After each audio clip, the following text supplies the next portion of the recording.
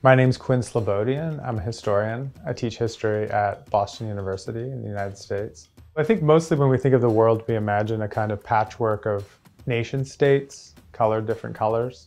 The point of my book is to argue that there's a whole other geography. There's a geography of zones that perforate the world of nation states.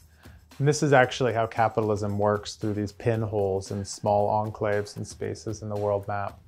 And more importantly, some people on the libertarian right have taken this as a kind of inspiration to transform politics altogether into a potential future where not democracy, but just the corporate bottom line govern people's lives. Recently, I think in the United States, we've seen a pretty incredible convergence of the power of big tech with Washington and the presidency.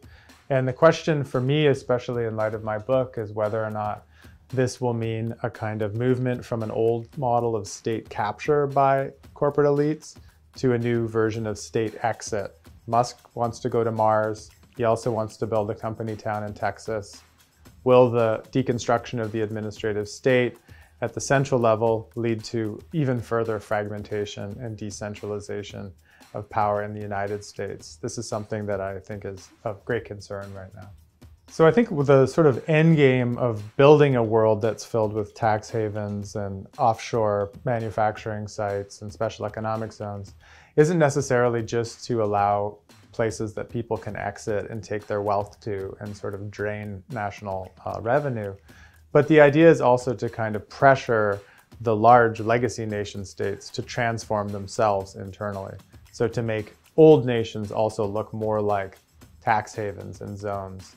And corporate tax is a perfect example of this, where over the years, small countries, places like Hong Kong, Singapore, have lowered corporate taxes, and this in turn has put more and more pressure on social democracies and places with welfare states to lower their corporate taxes to keep pace with the competitors.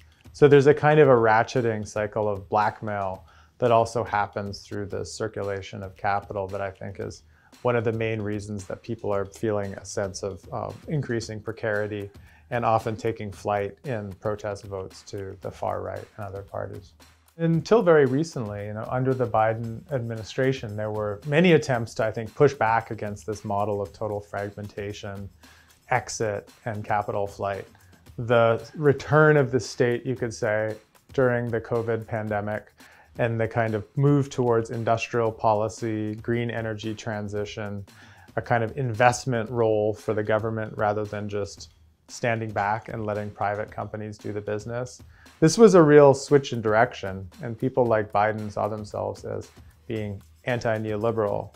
However, now obviously the tide has moved back, and because America is the world's largest power, unfortunately, as America goes, so goes the rest of the world.